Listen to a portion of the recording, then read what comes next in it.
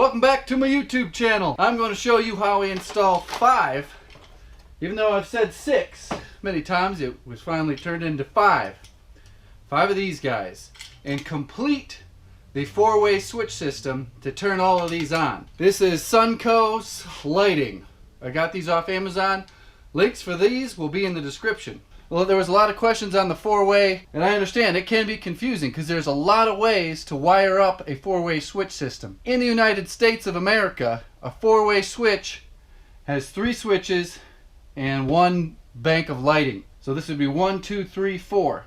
Apparently, in foreign lands, a 4-way switch system has 4 switches. This kind of makes sense either way you look at it.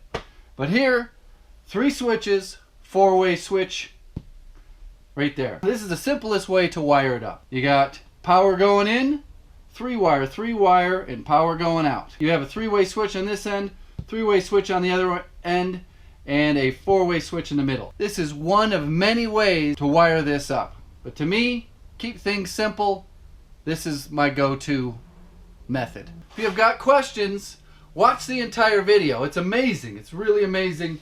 And ask questions at the end, or put your personal experience in the comments. Tell me what you really think. So I'm about ready to start cutting in the holes in the ceiling. And this bay here is going to be the first row of lights. You see I got the insulation scooped out. I'm using this chimney here as a landmark for my measurements so that I end up, well, I'm going to end up in the center of this bay here, which is good. 14 inches this way, 20 inches that way.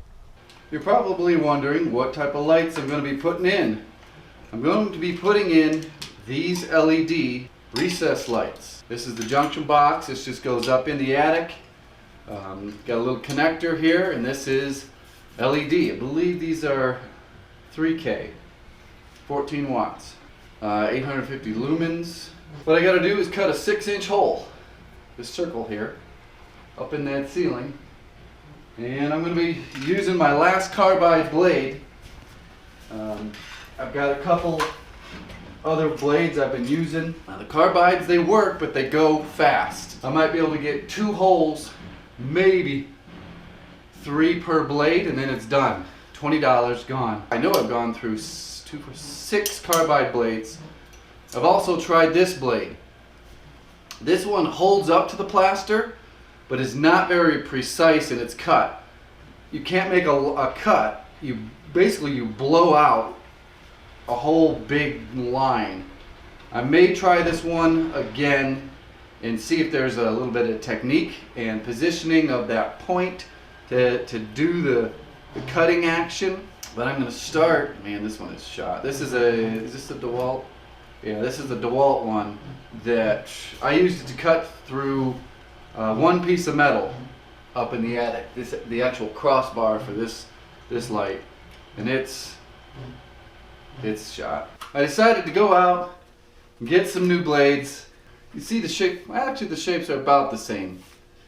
This is a completely burnt out DeWalt. This is the Bosch, the most expensive one you can get. It's wiggling. Oh, I gotta cut more.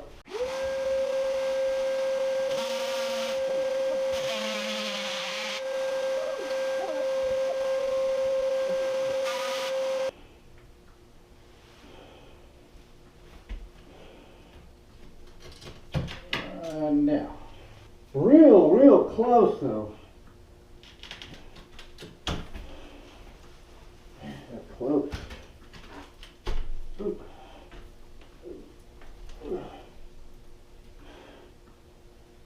Back up here in the attic and clearing out insulation and seeing where I can put the next 2. Symmetrically, I'd like to get them 68 inches this way. Obviously I can still work left and right, east and west. Oh yeah, 68 inches, it's gonna work. I'll fall down into the kitchen. Here. Way over.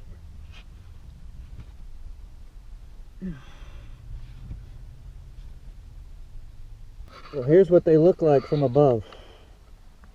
Looks pretty darn good. That one's over there. Once everything gets made up, obviously all the insulation will get pushed back together. I'll put all the insulation back, put down my runners next to the wires.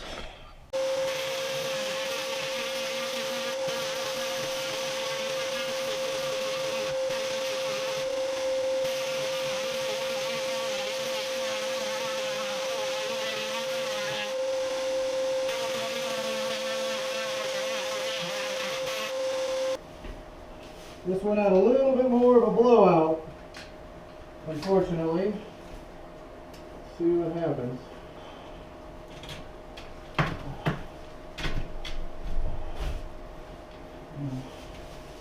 Tight there, tight there.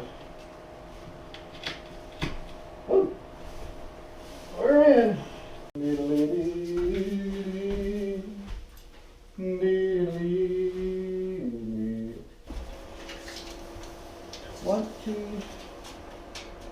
17 is 37 1/4 inches to center.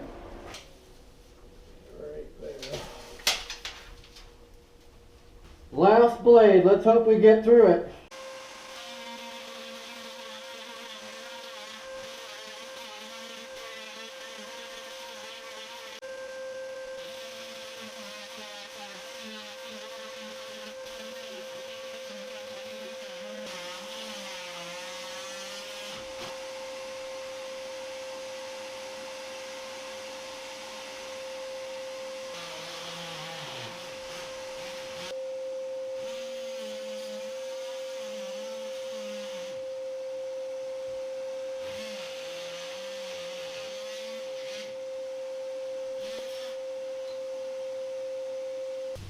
Alrighty.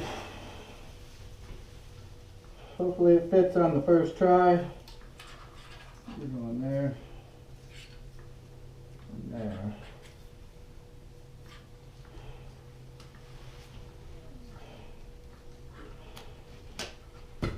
Oh yeah. First try. Sweet.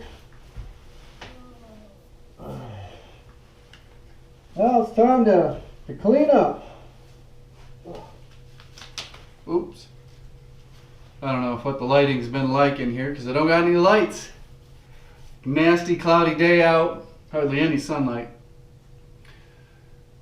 So yeah, clean up the Dexter kill room and then head to the attic, connect everything up, and then keep going.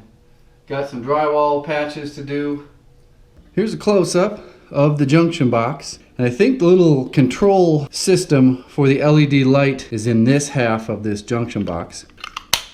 Just wire it in, push it up into the attic, and then make your connection to the actual light with this thing. This is just a threaded connector. Put it all together. And now try not to get too much insulation coming down. Put some mustard on it.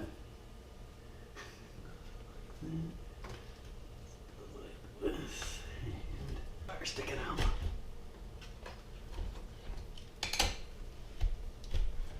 Perfect. Boom. This one came out really good. Had no chip out at all. The ring covers everything. Well, it's time to turn it on and see what it looks like. All right.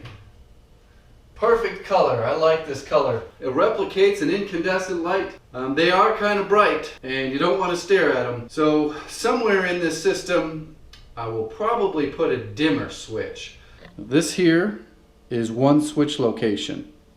Power coming up in a 14.2, and then we have a 14.3 going down to the next switch. This here is the next switch. This is the actual four-way switch. It's put in the middle. I have a 14.3 coming up and a 14.3 going out. This is the third switch location. Here we've got a 14.3 coming in and a 14.2 going out to those lights. I ended up putting in 5 lights. The original plan was 6.